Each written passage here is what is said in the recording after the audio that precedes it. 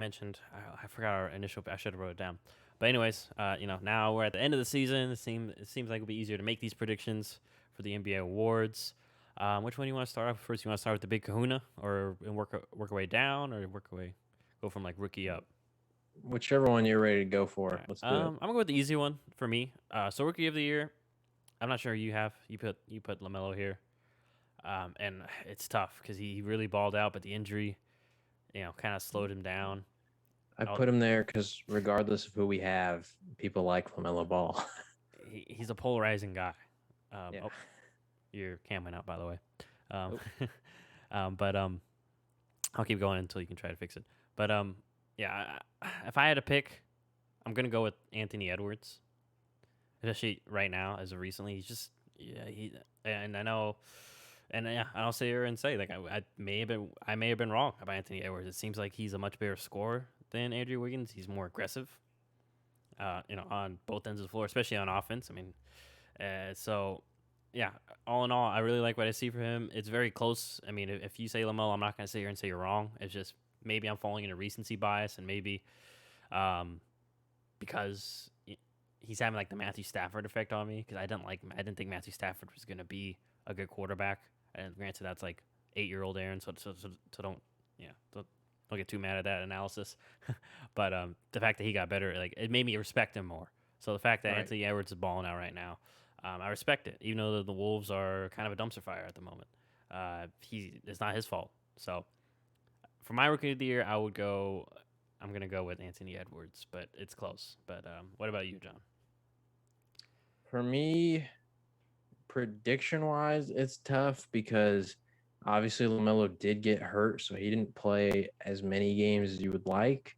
I don't know the exact amount of games he has played, but I know like we've seen like Zion and Embiid, certain guys that got hurt, so they didn't win Rookie of the Year in years that they were pretty clearly going to win it. I don't think LaMelo's clearly going to if he had played the games. But as we know, like the amount of games played is important. I I'm not going based on what I would probably do. I'm going based on what I think the NBA is probably going to do, and I think they're going to pick Lamelo. Um, I think him coming back from this injury and getting these final games in is probably going to like they're going to consider that enough games because I think Vince Carter was like the like rookie of the year that had the least amount of games played for any of the rookie of the years. I don't know the exact amount of games he had played, but I think LaMelo is on pace to pass the amount of games that he had played. And I think we know that the awards are kind of like a popularity contest at some It really like, is. so well, I think it could go to Anthony Edwards either way. And I think if you do take the games into account, Anthony Edwards should win because he's been healthy, he's playing, and he's been balling out. And I agree with you. I wasn't super high on to be honest, I wasn't super high on him or LaMelo coming out of the gates. I just truly didn't know who in this rookie class was going to be the best. Yeah. And Anthony Edwards has surprised me. I didn't think that he'd be scoring like this at this early in his career, but he has at this point. It's looking like he's the future of the Timberwolves, and that might mean some changes for like a D'Angelo Russell or even Carl Anthony Towns if they want to rebuild around an Anthony Edwards. But even same for Lamelo, I was not expecting him to blow up the way that he had. But yeah, I think they're going to pick Lamelo just because once again it's kind of a popularity contest, but also he is like right there with Anthony Edwards.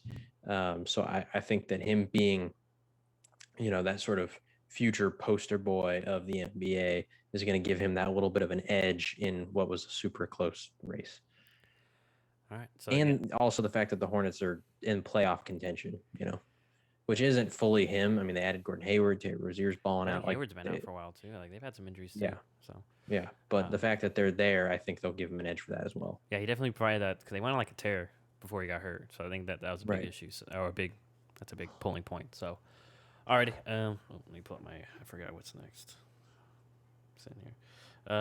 Let's see. All right, so we did rookie of the year. Ooh, most improved player of the year. I already know who I'm gonna pick, and you probably already know too. But I'm interested to see who you have. I think everyone probably has the same person for this, but Okay, I mean I I know don't who know. you're going to pick. I'm not sure if it's because I'm a little biased, but I don't think it's because you're biased, but go ahead. all right. This is for our good friend Moses. Nick fan. I mean, if he wasn't, Nick Fan regardless, I still would say this. But yeah, my MIP, and I'm assuming John's is too. Julius Randle. I mean, just talk about the evolution. I mean, I think just last year really kind of started shooting threes, but now being the main scorer, ball handler, and just being the leader of the Knicks it's yeah, he's, I think, open and shut. He's the MIP, most improved player of the year. I mean, granted, I also want to take him in the journey he's had. Broke his leg in his first freaking NBA game. Took a while to get back, and then I believe the Lakers just let him walk. And he took that in stride. Went to New Orleans. He's just gotten better since, and especially in New York, it seems like he's found a home. I think he's on last year of his contract too, so I'm interested to see. Very interested to see what kind of money he gets if the Knicks are gonna, give him the max or per se. Personally, I would take the chance just from what we've seen. It's especially with the freaking Knicks, like you can't just let talent go. Like you haven't had this much excitement and buzz and since Melo and Amari were in the Garden. So, he's my most improved player. Just like I said, all around ball handling, scoring, shooting, and you see it statistically as well. But yeah, for me, open and shut. It is Julius Randle forward for the New York Knicks. What about you, John? Yeah, it's Julius Randle. I was trying to think of who else could even be in the conversation. Maybe like a Michael Porter Jr., because I know that he's had a pretty big jump in at least points per game, but he didn't have a ton to work with the year before. Maybe Chris Boucher, that's how you pronounce his name, right, from the Raptors. I mean, that's just me trying to find guys who could be in there, but it's Julius Randle. Like if Julius Randle doesn't like unanimously win this award, I would be shocked because his elevation to, I mean, the fact that we're now hearing reports that like stars might be considering the Knicks in free agency, which we've seen for the last, I mean, pretty much since Melo, nobody's been doing that. That just shows to go how Julius Randle has put the Knicks back on the map. Even LeBron came out and said like the NBA is better when the Knicks are playing well. And a large part of that is obviously Tom Thibodeau and all the guys, but Julius Randle being the guy and taking over in games that are close. And, if you're going to be a legit team, especially a playoff team, you got to have that kind of guy. And, he's become that guy for the Knicks. He's been putting up amazing numbers. So even just statistically, I don't think there's probably anybody close that has had the same level of jump in stats that he has had during this year. So yeah, it's Julius Randle. If any of the NBA voters vote for anyone else, I would be shocked. I agree. I think that one's pretty clear. Now this one's an interesting one. It's always hard for this one, but defensive player of the year. I'm still thinking in my head, so I'll let you go first. Like, or maybe we can both talk us out. But I mean, it's a few of the candidates. I mean, Ben Simmons is out here. Said that. Obviously, Gobert's, I think, still in the mix. Drew Holiday's throwing his name in there, and I think he deserves some love. But you got a defensive player of the year in mind. I'm going Ben Simmons. I know a lot of people might say Rudy Gobert, but I really value the versatility that Ben Simmons brings on defense. I know that being a shot blocker and guarding the rim and all that kind of stuff are important. Right there. I know that being a shot blocker and all that kind of stuff is important, but just Ben Simmons' ability to actually guard the 1 through 5 and just the defensive prowess that he does bring, and the fact that he can shut down anybody. Like if he matches up against any team, you do not worry about their top primary ball handler or scorer, and because you can just throw Ben Simmons on him. And then they also have Matisse Thybulle on that team. So, I mean, they have a lot of defensive options, but just the versatility that he brings, also the level of defensive play that he's been playing at. To me, he's my defensive player of the year. I thought he could have won it last year, but obviously AD and Gobert were in that conversation as well. But to me, he just represents the modern NBA elite level defender, which is somebody who can guard the 1 through 5. Like he might struggle with some centers in this league, like a Jokic, or if you had to face against Embiid, or like a Karl Anthony Towns or somebody who's like an elite center offensive weapon. But the 1 through 4, he can guard anybody. Yeah, I would agree. Oof. So yeah, I'm agree. I'm gonna say Ben Simmons is number one for me, and actually number two, I would put Drew Holiday there. It's maybe it's a little bit because he never hasn't gotten respect in recent years, but Drew, I'd put at like be my second place guy, and then Rudy three. But yeah, for all the reasons you said, switch on to really anybody. He's just as much as we all dog on Ben Simmons for not really being able to shoot. I mean, he has almost everything else: good handle, great finisher, great defender. Um, so I mean, sometimes you can't have it all. And so, but regardless, yeah, I do think he should be Defensive Player of the Year. For all the things you mentioned, just there's reasons he was comped to LeBron coming out, just because we don't see many people of that size and have that skill as well, and can also just move that well at that size. So the more I think about it, yeah, I'm going. I agree with you, going Ben Simmons for Defensive Player of the Year. Yeah, but you can talk me into other people, but yeah, I'm interested to see the comments on that one, see if anyone disagrees. But all right, To next. me, also, I don't know. I value the ability to actually like shut somebody down Mm-hmm. over like somebody who can protect the rim. Like I value like a Kawhi Leonard or Ben Simmons or like Giannis, these kind of guys on ball defense more than I value a shot blocker because I mean, nobody's talking about Miles Turner for Defense Player of the Year. Nobody talks like, there's a lot of guys who can like protect the rim, not as well as Gobert. Obviously, I think everyone agrees Gobert is the best rim protector in the league. But I think that on ball defense and being able to just like shut down the opposing team, like if you guard the Mavericks, right, and you can just effectively stop Luka from doing what he does, that ruins their entire gameplay, Yeah, you're kind of the head of the snake, per Yeah. se. So yeah, I would agree with that. All right, so next one, yeah, I got is Coach of the Year. If you want, you can take a second. I think I know popular opinion maybe Steve Nash, but he has 3 All-Stars. So that's why I'm I not don't gonna. think it's Steve. Okay, well that's why I'm not gonna pick him. I'm assuming that's what Yeah. you're not. I'm gonna go. I'm gonna go Quinn Snyder here. It's tough because I also don't. I'm forgetting the Suns coach, but Monty Williams. Monty. I knew it was Monty. I couldn't blank it, but regardless, I mean the way the Jazz are playing. I mean I think they've been without Donovan Mitchell a few times, and the train has kept rolling for them. And I hope they can take this into the playoffs because I mean, just one of the quietest 1 seeds we've ever seen. I mean, even the Suns are getting a lot of hype and love, and they're a 2 seed and they've been on a tear. But I mean, Utah's just been flying under the radar. So hopefully they get they have a chip on their shoulder. But regardless, Quinn Snyder, he's been a good coach for a long time, and he's always had his teams competitive. And I mean, the fact that I mean, give the front office credit, but he's also developed guys like Rose O'Neal. They found Joe Ingles, who's been a very key contributor, and also brought in other pieces that they knew would work, like Bogdanovich and Conley. So he would be my coach of the year. Doc Rivers was a thought for me too, just because we've seen how much better Philly is constructed right now. But yeah, I'm gonna stick with Quinn Snyder, coach of the Utah Jazz, as my pick. I'm curious to see who you got.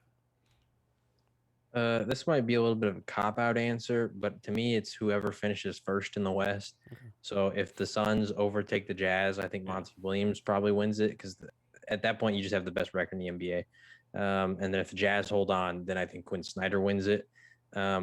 If I had to choose between the two, say they had the exact same record, I would take Quinn Snyder for the fact that they didn't have a CP3 level addition that can be explained for why they've jumped the way they've jumped.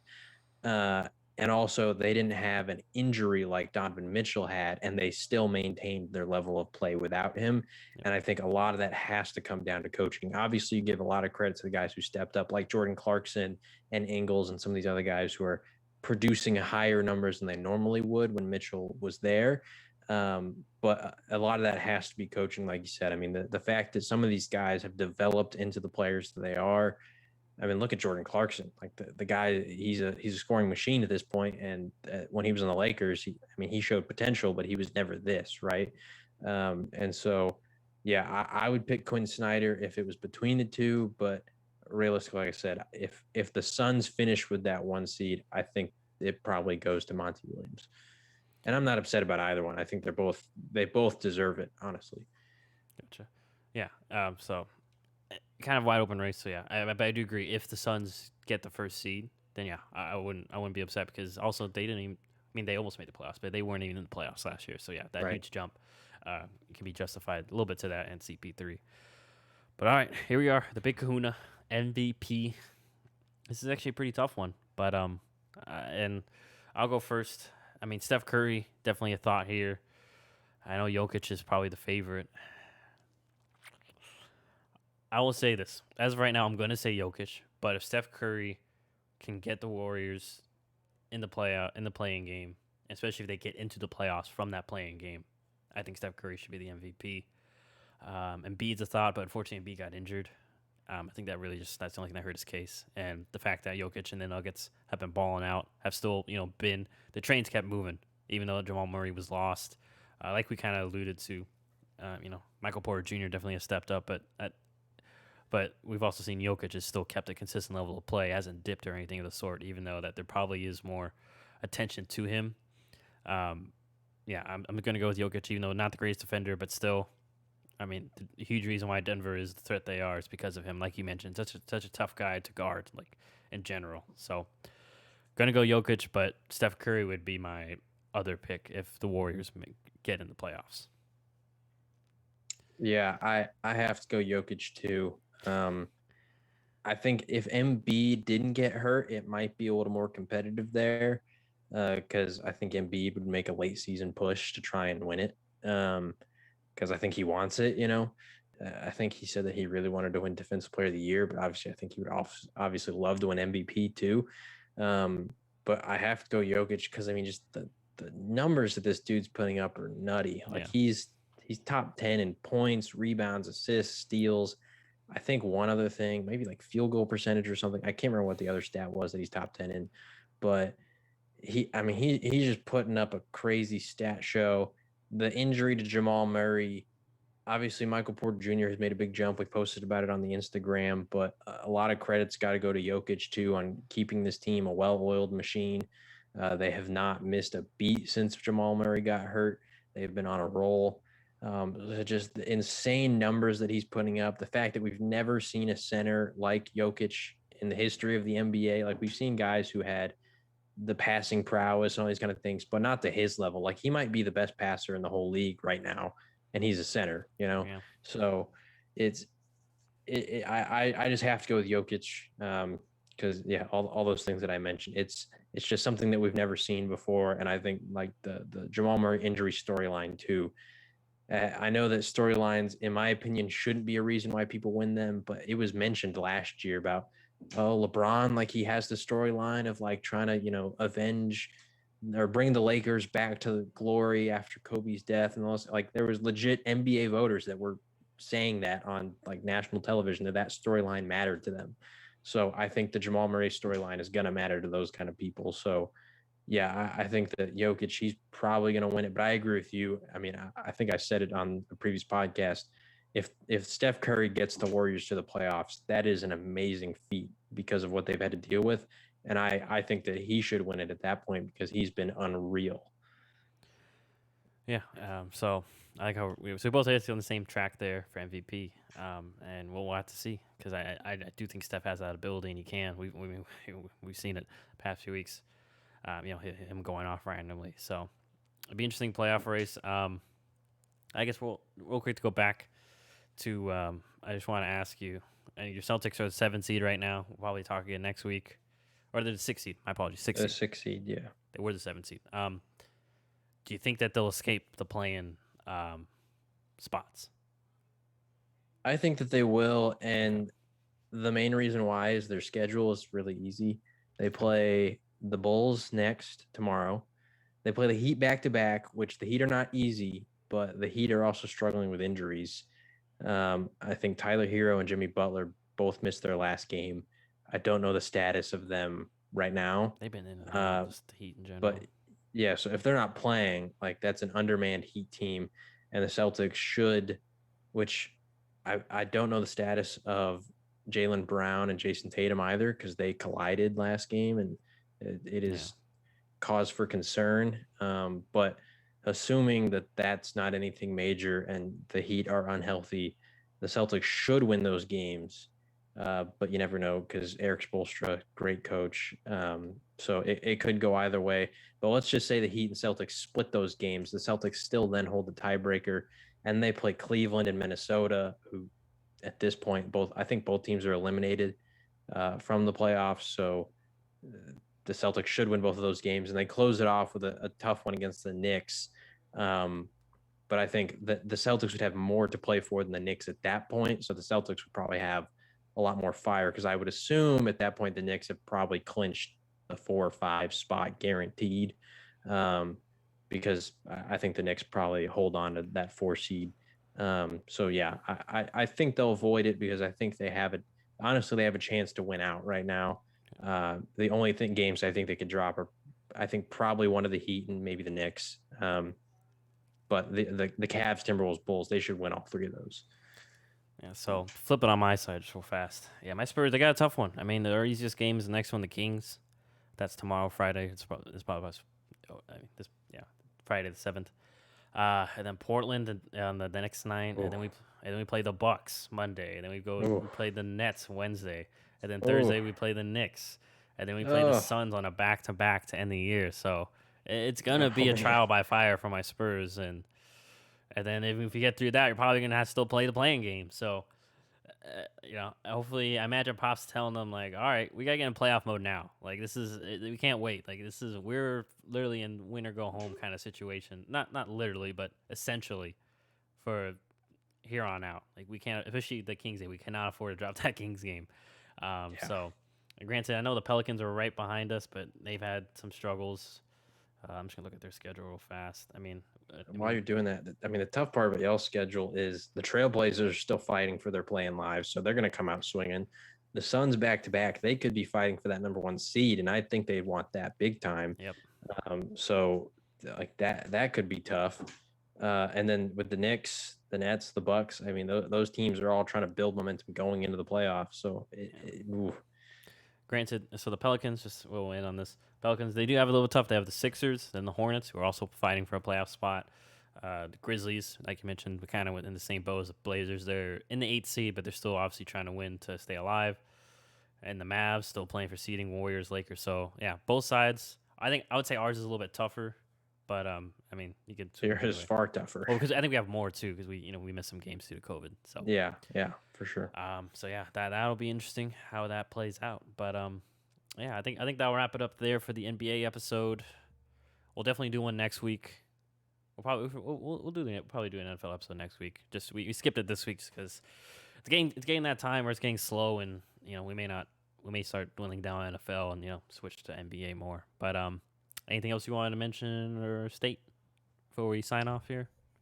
That's gonna be it. It's gonna be an exciting week, honestly. I think this is one of the more exciting years for standings because of the play-in tournament, obviously, but also just some of the drama of the potential matchups that could happen in the playoffs. Like we talked about with the Battle of LA, the Warriors or Spurs fighting for the play-in spot. Could Steph Curry get them in?